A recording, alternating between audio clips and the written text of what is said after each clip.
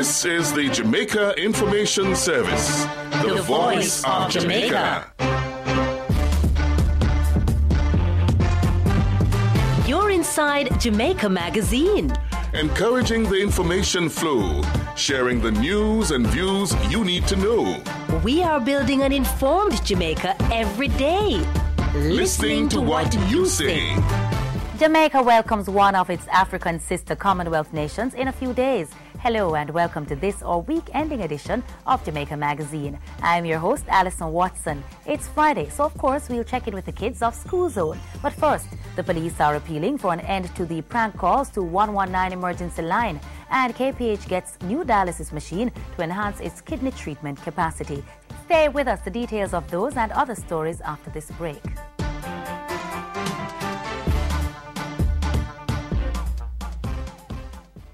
When you use the road, you need to be aware of how your action affects others. I go around the corner. Only to see a man stopping on a big road. But some people are crossing on a blind corner. When motorists have to stop on the green light to allow people to cross, it creates problems. People just can't walk out on the road, some man. From a corner, from behind vehicle. They need to be more careful, man. We have overhead bridges, pedestrian crossings, and crosswalks. Some of them even have signals to tell you when to cross. People, walk on the sidewalk. If there is none, walk on the right side. And please, if you can't find a pedestrian crossing, make sure the road clear before you cross. Drivers need to drive good. But pedestrian need to walk good too. Walk good.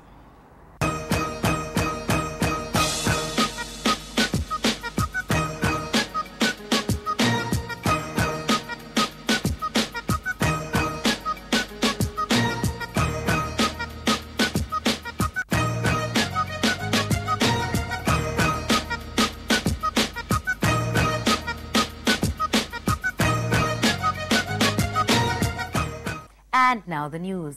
The police are again appealing to members of the public not to abuse the 119 emergency line. In an interview with JIS News this week, it was revealed that over 86% of the calls to 119 were not intended for that line. They include general queries, calls for police assistance that are not considered emergencies, and even officers themselves calling to get assistance on the road. Superintendent Kenneth Wade says the major concern, though, is the high number of prank calls. He tells JIS News that the problem is preventing the police from promptly responding to legitimate emergencies. Whenever a citizen makes a call to 119, it comes into a pool or into a channel. So if there are 80 or 90 other calls before yours, then yours will not be dealt with except in the order in which it comes into this pool. And therefore, in any case of emergency, irrespective of how urgent that need might be, you cannot get a response until all those calls are cleared before coming to your call.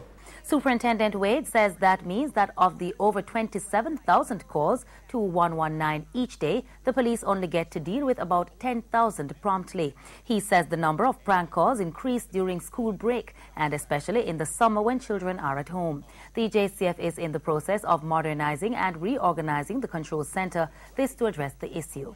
What we want to do is get about a public education campaign, both internally in terms of the organization and using the public media to assist us and whenever we interface with members of the public. A toll-free line will also be set up to take calls from police officers on the road. Government is moving to ensure that equipment in the public health sector are more regularly serviced. Minister of Health Rudyard Spencer says soon agreements to purchase new equipment will need to come with a service contract. We have millions of dollars of equipment in the corridors all over the place. We're seeking to establish a partnership and to provide a contract for some people with the necessary expertise to evaluate all these machines sitting by with a view of having them recalibrated, having them serviced, so that some of these machines, if not all, can be put back into service in the interest of the people of Jamaica. Minister Spencer was speaking at a function to officially present the Kingston Public Hospital with a new dialysis machine. The donation was made by the Rotary Clubs of North St. Andrew and West Orlando. Board Chairman for the Southeast Regional Health Authority, Littleton Shirley, was on hand for the handing over ceremony. He says the machine will make a big difference to persons who cannot afford private dialysis treatment. We have seen so many families become financially distressed, trying to manage the cost of dialysis treatment for a family member. Bearing in mind that once you start the treatment, it is for the rest of your life. So you can understand the financial commitment. The machine and related items were purchased at a cost of $24,000. KPH sees approximately 75 patients per week for dialysis care free of cost. Cabinet has approved the sale of land located at Knutsford Park in New Kingston to Pan Jamaica Investment Trust Limited, Pan Jamaica. The property has been sold for $454.5 million. Minister of Information Darrell Vaz says Pan Jamaica will use the land for various developments. These will include hotel, retail and recreational facilities as well as office and residential spaces. Minister Vaz says the proposal is consistent with the Urban Development Corporation's plans to bring new investment to the Illigany area of the New Kingston Business District.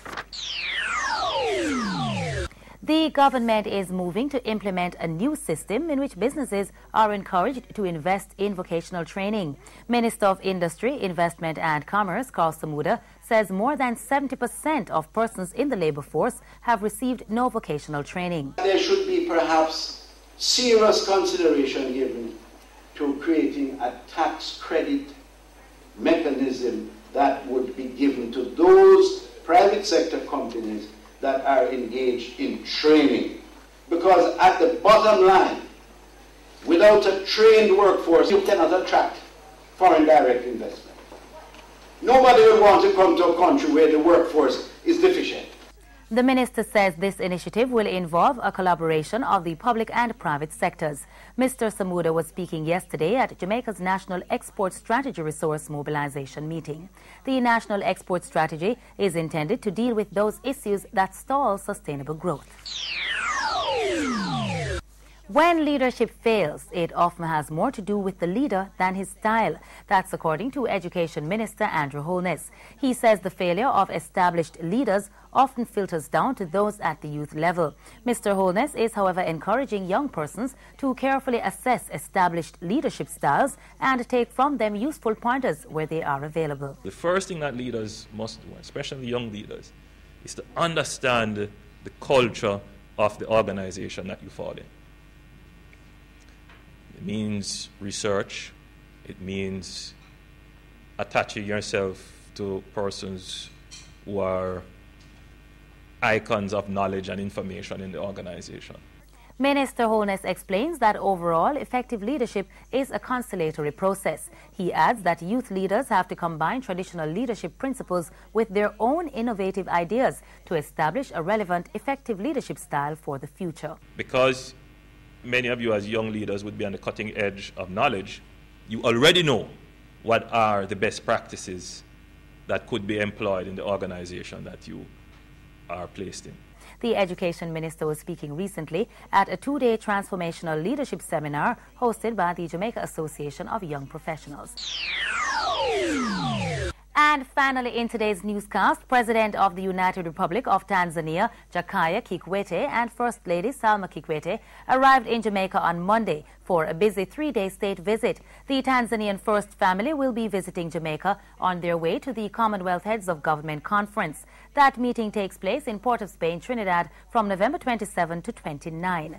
The visit is part of the Jamaican government's attempts to establish closer links with key African states. On his visit, the Tanzanian leader will be looking at tourism investment opportunities. His schedule includes meeting with Tourism Minister Edmund Bartlett. He will also visit St. Anne, home parish of national hero Marcus Mazar Garvey, as well as Liberty Hall, former home of Garvey's Universal Negro Improvement Association, the UNIA. He will unveil the statue of Olympian Herb McKinley at the National Stadium on Tuesday, November 24. President